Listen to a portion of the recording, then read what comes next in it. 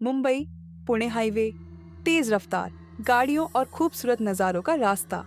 लेकिन क्या हो अगर इस रास्ते पर एक ऐसा रहस्य भी छिपा हो जो आपकी रफ्तार को रोक दे और आपको डर के एक अलग ही सफर पर ले जाए। यह कहानी उसी रहस्य के बारे में है। एक ऐसी भूतिया औरत की कहानी जो इस हाईवे पर कई सालों से भटक रही है और जिसकी सच्चाई आज भी लोगों के रोंगटे खड़े कर देती है। अब जब मैं आपको मुंबई पुणे हाईवे की उस डरावनी सच्चाई के बारे में बताने जा रही हूँ, तो मैं चाहूंगी कि आप भी उस डर को महसूस करें जो धीरे धीरे मेरे अंदर समाता चला गया था। एक शांत जगह ढूंढ लीजिए, अपनी आंखें बंद कर लीजिए और अगर आपके पास हेडफोन है तो उन्हें पहन लीजिए। मेरी आवाज़ को ध्यान से सुनिए और कल्पना कीजिए उस सुनसान हाईवे की, तेज रफ्तार गाड़ियों की रोशनी की और उस अजीब से डर की जो हर मोड़ पर आपका इंतजार कर रहा है। तैयार हो जाइए क्योंकि अब हम उस भूतिया औरत के रहस्य के अंधेरे में उतरने वाले हैं। मेरा नाम आयशा है और मैं एक क्राइम रिपोर्टर हूँ। मुझे हमेशा से ही अनसुलझे मामलों और रहस्यमयी कहानियों में दिलचस्पी रही है। पिछले साल मैं मुंबई में एक नए अखबार में काम करने आई थी। मेरे संपादक, जो एक अनुभवी और थोड़े सनकी किस्म के इंसान थे, ने मुझे मुंबई पुणे हाईवे पर होने वाली कुछ अजीब घटनाओं के बारे में बताया। उन्होंने कहा कि कई ड्राइवरों ने खासकर रात के अंधेरे में हाईवे पर एक रहस्यमयी औरत को देखने की बात कही है जो अचानक सड़क पर प्रकट हो जाती है और फिर पलक झपकते ही गायब हो जाती है।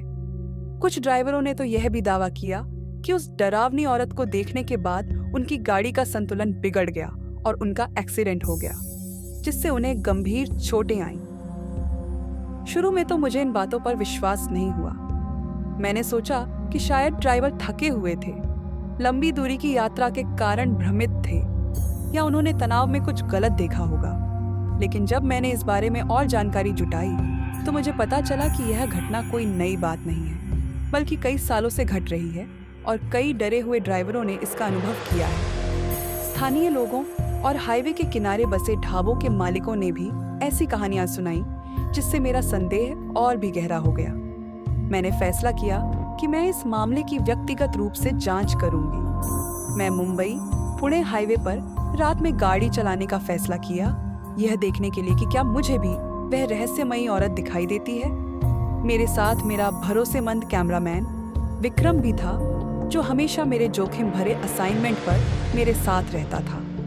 हमने रात में मुंबई से पुणे की ओर गाड़ी चलाना शुरू किया। हाईवे पर गाड़ियां बहुत तेज रफ्तार से चल रही थीं। उनकी हेडलाइटें अंधेरे को चीर रही थीं और सड़क के दोनों तरफ गहरा अंधेरा था, जो किसी डरावनी फिल्म के सेट जैसा लग रहा था। जैसे रात गहरी होती गई, हाईवे और सुनसान होता गया। ट्रैफिक कम हो गया और हमने गाड़ी की रफ्तार कम कर दी और अपनी आंखें सड़क पर टिका दी। हर गुजरते पल के साथ डर की एक ठंडी लहर हमारी रीढ़ की हड्डी से नीचे दौड़ रही थी। तभी अचानक हमारी गाड़ी के सामने एक औरत दिखाई दी। वह सफेद रंग की साड़ी पहने हुए थी जो हवा में लहरा रही थी और उसके लंबे बाल खुले हुए थे जो उसके चेहरे को ढक रहे थे।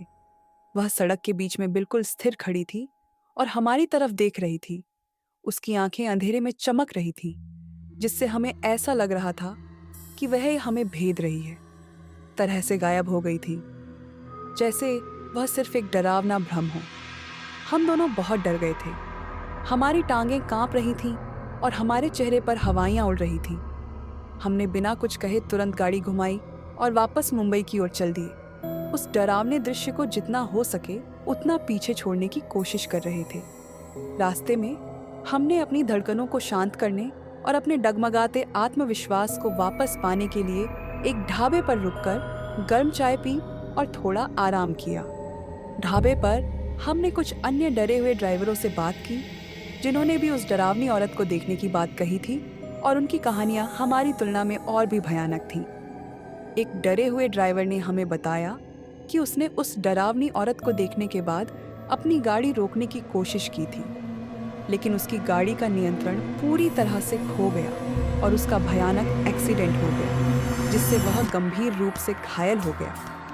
उसने दावा किया कि वह औरत कोई साधारण भूत नहीं थी, बल्कि एक दुष्ट आत्मा थी जो सदियों से इस हाईवे पर भटक रही थी, डरे हुए ड्राइवरों को डराने और उन्हें मौत के घाट उतारने के लिए शापित थी।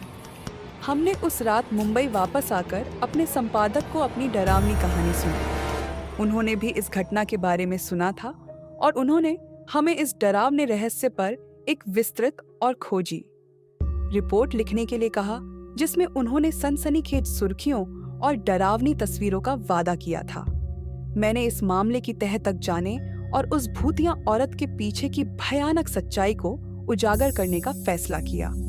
मैंने हाईवे के आसपास के डरे हुए गांवों में जाकर स्थानीय लोगों से बात की, उनकी कहानियां सुनी और उनके सदियों पुराने रीति रिवाजों और अंधविश्वासों के बारे में जाना।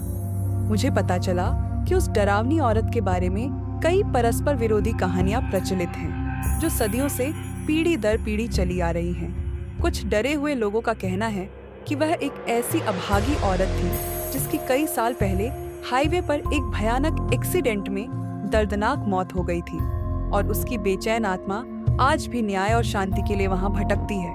कुछ और डरे हुए लोगों का मानना है कि वह एक दुष्ट चुड़ैल है जो अंधेरे की ताकतों की पूजा करती है और डरे हुए ड्राइवरों को मारकर उनका खून पीती है, जिससे वह अमृतत्व प्राप्त करती है। एक गांव के बुजुर्ग, जिनकी आंखें प्राचीन ज्ञान और अनकही कहानियों से भरी हुई थीं, ने मुझे एक और दर्दनाक कहानी सुनाई, जो शायद उस भूतिया औरत के रहस्य का सबसे संभावित स्पष्टीकरण हो। उन्होंने कहा कि कई साल पहले, जब हाईवे भी नहीं बना था, हाईवे के पास एक समृद्ध और खुशहाल गांव था। उस गांव में एक असाधारण रूप से सुंदर और दयालु औरत रहती थी, जिसका नाम रूपा था। रूपा की शादी एक अमीर और क्रूर जमींदार से हुई थी, लेकिन वह उससे बिल्कुल भी खुश नहीं थी, क्योंकि वह एक लालची और अत्याचारी व्यक्ति था। गांव के एक गरीब लेकिन नेक दिल वाले लड़के के लिए धड़कता था और वे दोनों अक्सर रात के अंधेरे में छुप कर मिलते थे, अपने प्यार को दुनिया की नजरों से छिपाते थे। हिंसक मौत के कारण शांति नहीं मिली है और वह आज भी अपने शाश्वत प्रेमी के लिए भटक रही है, न्याय और मोक्ष की तलाश में है। मैंने फैसला किया कि मैं रूपा की आत्मा को उसकी शाश्वत नींद दिलाने और सदियों से चले आ रहे इस डरावने रहस्य को हमेशा के लिए खत्म करने की कोशिश करूंगी। मैंने एक सम्मानित पंडित जी से बात की, जो आत्माओं और परालौकिक घटनाओं से निपटने में अपनी विशेषज्ञता के लिए जाने जाते थे, और उनसे इस मामले में मार्गदर्शन और सलाह ली। पंडित जी ने ध्यान से मेरी कहानी सुनी और निष्कर्ष निकाला कि रूपा की आत्मा सदियों से इस दुनिया से जुड़ी हुई थी। उसकी अतृप्त इच्छाओं और उसकी भयानक मौत के कारण वह शांति पाने में असमर्थ थी। उन्होंने मुझे बताया कि रूपा की आत्मा को शांति दिलाने के लिए हमें उस शापित जगह पर एक विस्तृत और शक्तिशाली पूजा करनी होगी, जहां उसकी और उसके प्रेमी की दर्दनाक मौत हुई थी। मैंने स्थानीय पुलिस से आवश्यक अनुमति ली, जिन्होंने शुरू में मेरी योजना का विरोध किया, लेकिन अंततः मेरी दृढ़ता और इस मामले की गंभीरता के आगे झुक गए। फिर हम एक ठंडी और अशुभ रात में उस शापित जगह पर गए, जहां रूपा और उसके प्रेमी की दर्दनाक मौत हुई थी। हमने वहां पर एक विस्तृत पूजा की, जिसमें प्राचीन मंत्रों का जाप और आत्मा को शांत करने के लिए अनुष्ठान शामिल थे।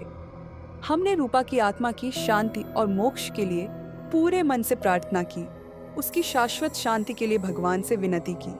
उस दिन के बाद से डरे हुए लोगों ने हाईवे पर उस डरावनी औरत को देखने की बात बहुत कम कर दी। मुझे उम्मीद है कि आखिरकार रूपा की आत्मा को वह शांति मिल गई होगी जिसकी वह सदियों से तलाश कर रही थी। लेकिन मुंबई पुणे हाईवे पर उस भूतिया औरत की डरावनी कहानी आज भी स्थानीय लोगों के दिलों में एक डरावना निशान छोड़ती है, और यह हमें याद दिलाती है कि कुछ मौतें इतनी दर्दनाक और अन्यायपूर्ण होती हैं कि उनकी आत्माएं सदियों तक इस दुनिया में भटकती रहती हैं, जब तक कि कोई उनकी दुर्दशा को सुनने और उन्हें उनकी शाश्वत नींद में मदद करने के लिए नहीं आता। क्या आपको भी भूतों की कहानियों में दिलचस्पी है? अगर आप मुंबई और पुणे के आसपास की ऐसी ही और डरावनी कहानियों और शहरी किंवदंतियों के बारे में जानना चाहते हैं, तो हमारे टेलीग्राम चैनल से जुड़े। हम वहां ऐसी ही रोंगटे खड़ी कर देने वाली सच्ची कहानियां और रहस्यमयी घटनाओं को साझा करते हैं, जो आपको अपनी सीट के किनारे पर छोड़ देंगी।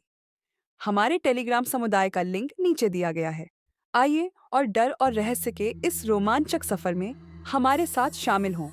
अगर आपको मुंबई पुणे हाईवे पर भूतिया औरत की यह डरावनी कहानी पसंद आई, और आप ऐसी ही और भी रोंगटे खड़ी कर देने वाली और रहस्यमयी कहानियाँ सुनना चाहते हैं तो हमारे चैनल को सब्सक्राइब करना न भूलें।